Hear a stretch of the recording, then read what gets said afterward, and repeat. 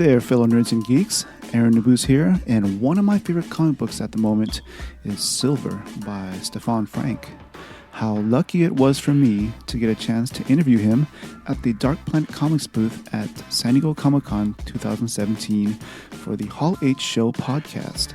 Besides talking about his noir comic book about treasure hunters looking for vampire silver in the 1930s, we discussed his childhood growing up in France and his love for comic books, especially when comic books from the United States were finally allowed into the country in the late 1970s, how the movie Heavy Metal was a huge influence at age 13, his love for Will Eisner and his comic book The Spirit, and how he parlayed his cinematic experience as an animator on films such as The Iron Giant and Space Jam into his new endeavor, the very striking comic book Silver. Speaking of Silver, the Kickstarter campaign for Volume 3 ends on Thursday, August 10th, 2017 at 10 a.m. Pacific Daylight Time. What do conmen and vampires have in common? Find out on this Hall H Show exclusive interview with Stephan Franck.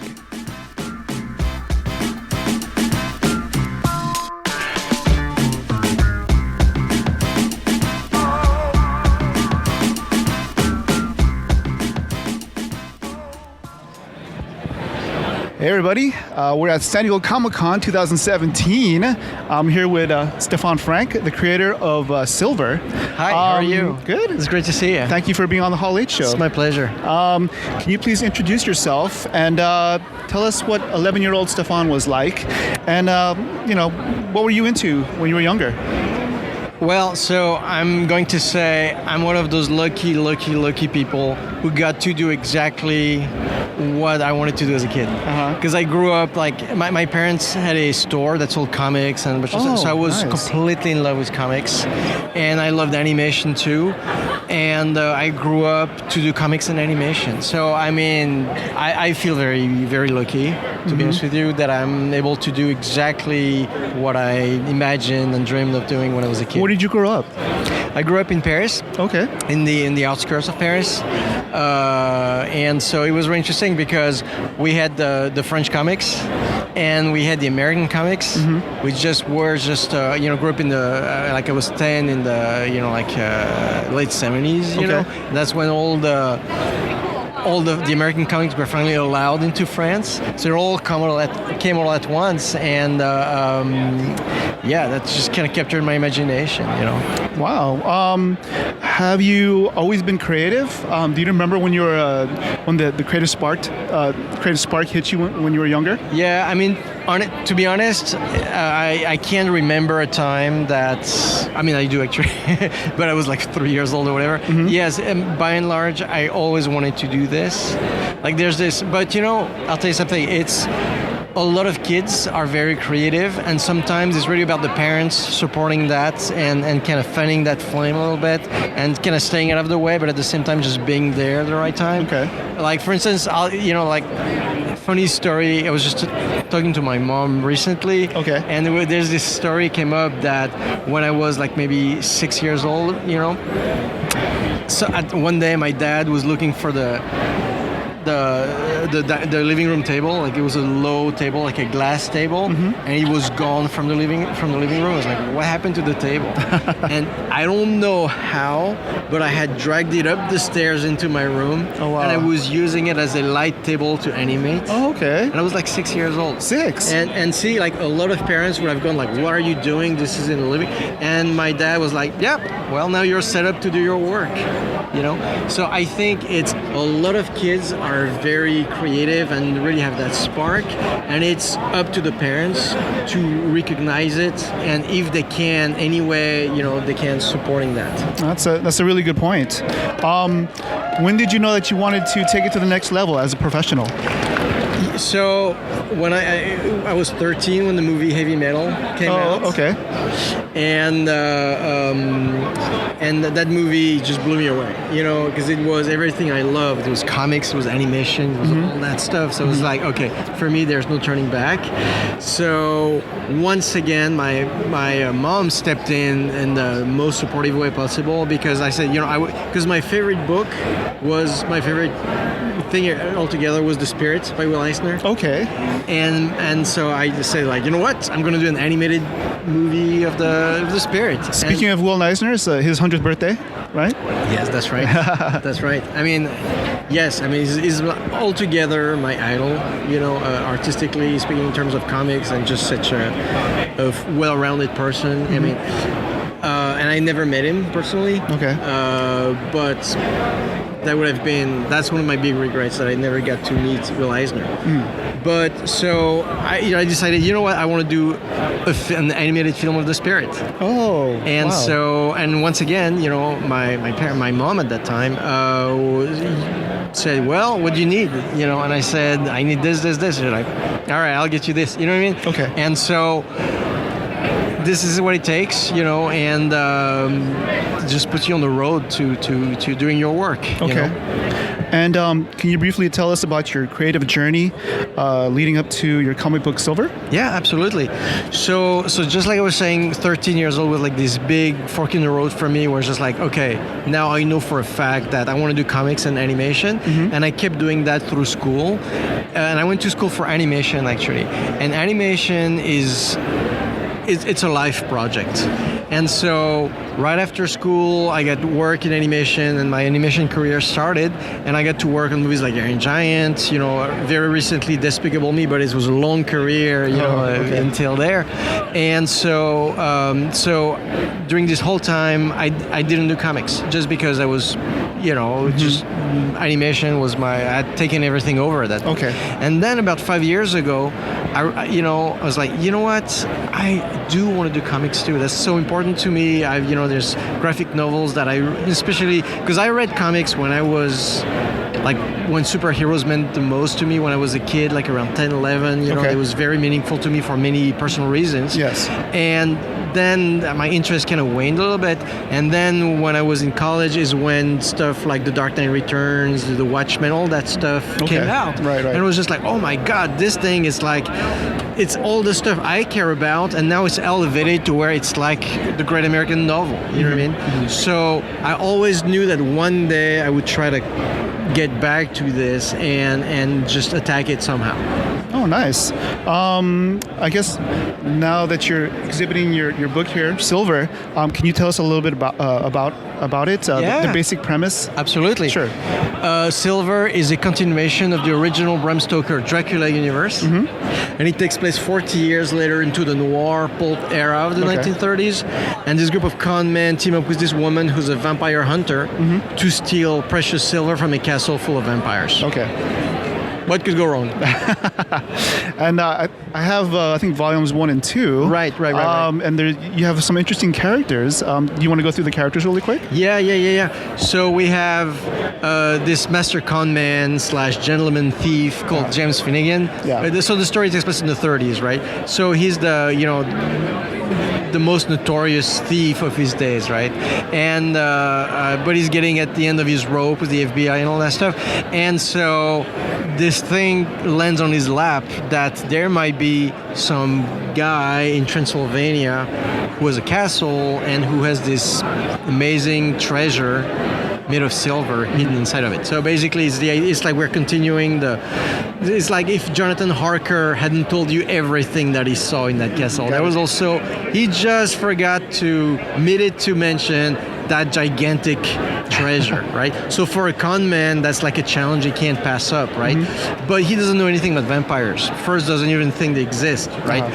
But finally he finds out that they do, and he needs help from a vampire hunter.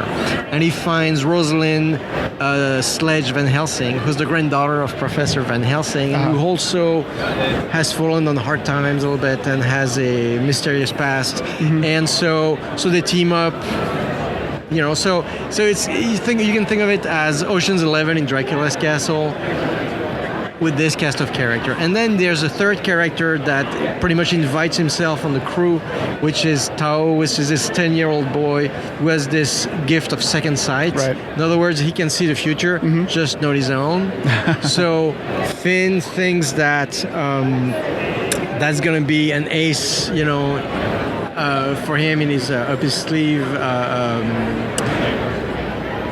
To even the odds in that situation, because you're talking about infiltrating a castle full of vampires and steal that treasure from under their nose. So he thinks the kid's going to be a big asset for that because of his talent, but that's going to create other problems because Finn is a guy who, of course, has no intention of ever becoming a father figure.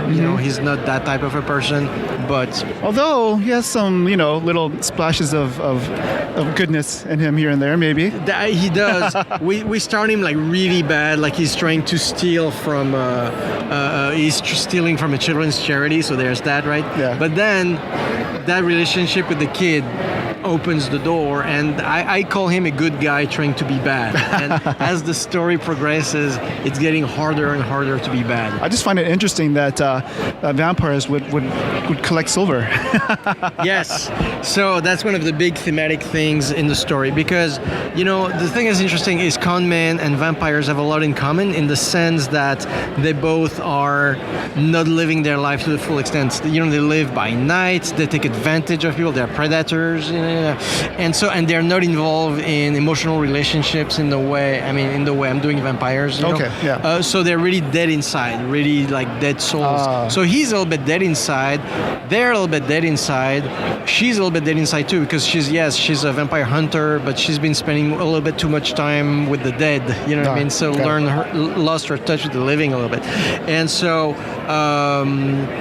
why am I saying that? And yes, and so for the vampires, those guys can't, they don't have access to like the deeper emotions like love and so, but like everybody else, they want to feel alive, and flirting with mortality is how a lot of people try to. That's why you smoke, that's why you do things that are not good for you. Got it. Because getting to the edge of that cliff is what gives you that jolt of feeling alive. And when you're literally a walking dead,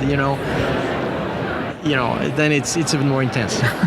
And how long were you thinking about this story? For a little while, I originally wrote it as a movie script. Okay. And then decided to do it as a comic book. So at that point, it was great because the whole story was written, and then it's about illustrating it. So this whole arc, which was the original script, goes over 4 volumes, and so we're at 3 now. So okay. And how long did it take for you to get started and finish the first volume? So the first volume took about a year. So we're basically 4 years into my run right now. Okay. And so that's 3 volumes in, and that's about 350 pages of story. Yeah. And what are some of the challenges that you faced? I'm gonna say the biggest challenge is time. Just because it's the work is so time consuming, and I still work in animation also. So now it's like I feel like I have 2 full-time jobs. Yeah. I'm doing comics full-time and animation full-time, and so I think just the number of hours in the day for me is the biggest challenge. And you write and you draw it as well, right? I do. Okay. And is there anybody else involved with the project? So as far as the books, it's just me. As far as beyond the books, we're going down this road of putting the movie together. I can't really say anything right now about it, but so that involves other people. Okay. We'll talk about your panel that you have here thank you in a little bit. Thank you. But can you talk about what sets this comic apart from other comic books? That's a really interesting question. Here's what I hope sets it apart. The fact, it's the combination of the fact that I've a long background in film, and so the way I approach story is extremely structured, because when you do a film, it's not loosey-goosey. It's everything is Right. buttoned up. So I hope there's a very strong story structure to this series, while at the same time, because I'm doing it all on my own, as opposed to the film stuff, which of course this is when I collaborate with tons and tons of people. Yes. It's also very personal. So what I hope is special about this is that there's a lot of very, very personal elements from the stuff that just as a fan I want to see, but also a lot of personal themes in it that I think give it a bit of an author kind of feel, and let it be very personal and effective, I think. But that is served by something very structured that you would see on the more on books that usually are more corporate editorial projects. So I think the structured side really helps a very personal and very whimsical story to come through, and gives it a form that I think makes it very, very accessible to a large group of readers. And we were talking a little bit before the podcast, and we talked a little bit about how we're impressed by the amount of independent creators that are here. Yeah. And do you have any advice for people who would want to start creating their own stuff? Yeah. I mean, it's all about seeing things through, right? It's just a lot of people start, but very few people finish, And I think anybody who's really into their story, into their art, and who finishes their story, that already puts them ahead of 99% of the people who start. So I was, as trivial as that sounds, just the will when it's Sunday night and The Walking Dead is on, and you go like, I could go chill and watch The Walking Dead. That's a good point. Or I could finish my page, and then tomorrow I get to work on the next page. There's no magic other than that, That's a good point. And the other advice I'm going to say is, don't have any pressures. Don't pressure yourself with the outcome. Like when I work, I'm like, I'm not worried. I'm trying to not be worried about whether how's this going to look when it's done. What are people going to think? Just put all those thoughts out of your mind and just be one with your story and tell it. And if when it's done you hate it, you don't have to show it to anybody. But you don't want to have to think about anybody while you're doing this. That's a good point. Thank you for sharing that. It's my pleasure. Yeah. You have volumes 1 and 2. You have a Kickstarter campaign going on now for volume 3. Yes. You want to talk a little bit about that? Yeah. So volume 3 is really exciting. There's it's an epic. So like basically, if you were let me put it this way: if this was a roller coaster and 1 and 2 tick tick tick tick tick tick tick tick tick tick tick tick, right? Yeah. Volume 3 is when you're barreling down the hill. It's off the rails. The action is crazy. There's this 40+ page action sequence that ends with a very, very strong character disclosure, and then it gets super gothic. We really get into like the Dracula drama of it all.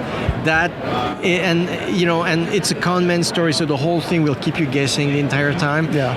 And so every chapter, like for instance, because each volume is 3 issues, and they're all extended issues, but some of these issues are like 53 pages. Okay. So they're very extended. They're like triple issues almost.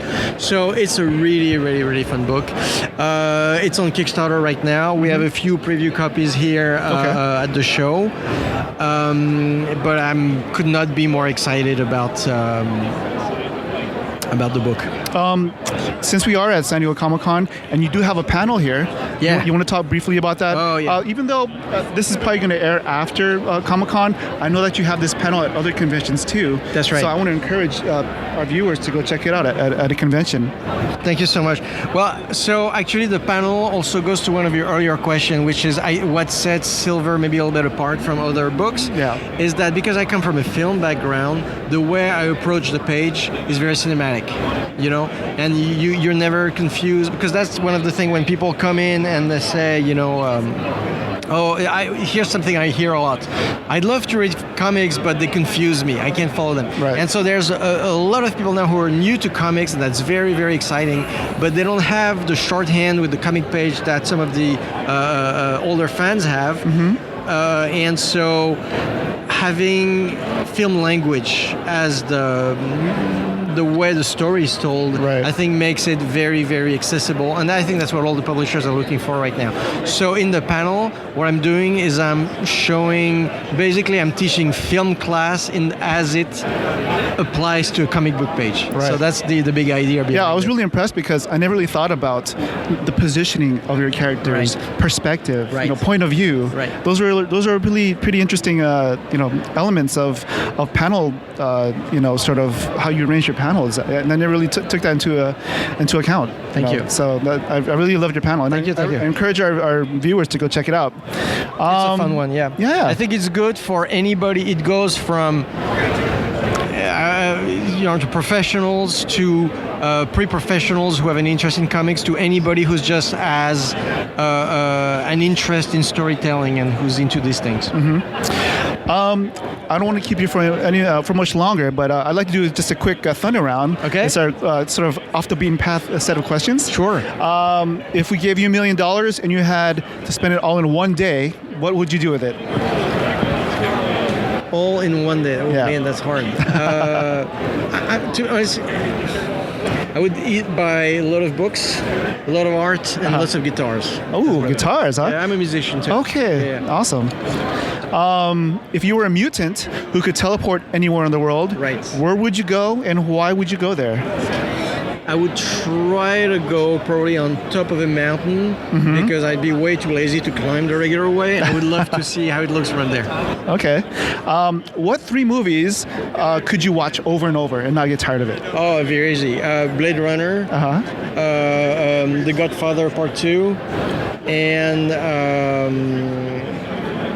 what would be the third one? I'll come back to me in a second. I'll tell you what I know. I'll come back out of nowhere. Okay. I guess the next question is, what advice would you give your 11-year-old self?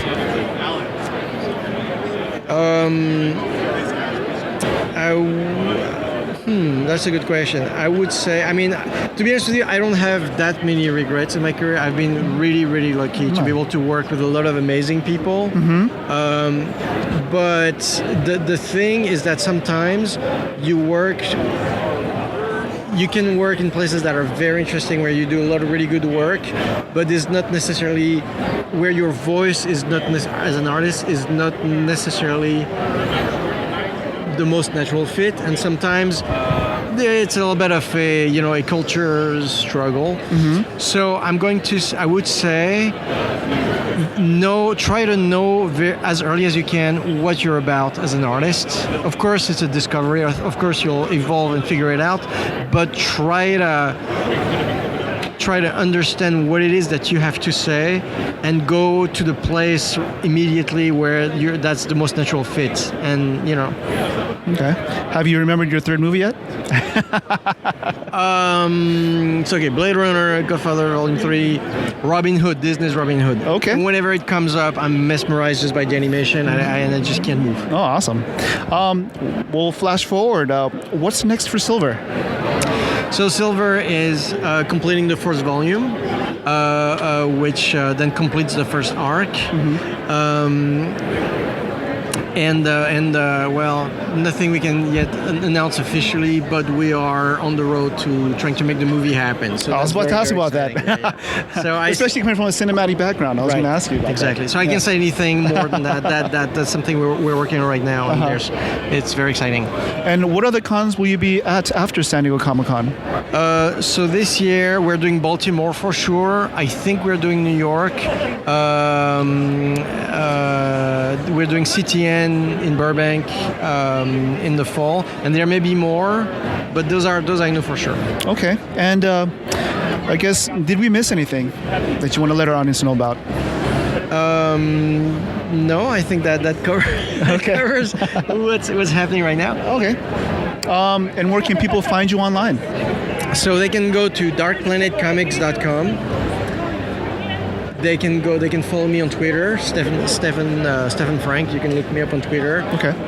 Or Dark Planet also has a Twitter account that's pretty active these days. On Facebook too. So or on Instagram. So these are all basically the usual places, but they are online. So and I post almost every day some things. So. Okay, cool. Well, thank you for your time. It's my pleasure. Yeah. It's great to see you. And hopefully you blow it up here at San Diego Comic-Con, because thank you. I really love your comic book, and I want to try and promote you as much as possible. Thank you so much. What's your next show? What's our next show, Alex? What's our next show, Alex? Long Beach, I think? Maybe Long Beach. Oh, Long Beach. Yeah. Of course, we may be there too. Okay, Yeah, cool. yeah. I've skipped over Long Beach. All right. So, there you go. Oh. Thank you, sir. Thank you. All right. All right. We'll talk to you guys later. Yep. Peace. Cheers. Thank you so much for listening to the Hall H Show podcast. Our mission is to put the mainstream Hall H spotlight on some of our favorite pop culture and comic book artists, writers, and other creatives, such as Stephan Franck, the creator of the comic book Silver. Please make it a point to visit Artist Alley at all the conventions you plan on going to this year. If you are listening on iTunes, Google Play, or Stitcher, we would appreciate it if you would leave a rating and a comment. We are always looking for interesting guests to have on the show, so if you have any suggestions, please reach out to us on social media using the hashtag HallHShow. Lastly, just because San Diego Comic-Con is over doesn't mean you get to slack off on being SDCC Fit. Join the fun. Look for the hashtag SDCC Fit on social media. Peace, cheers, and artists assemble.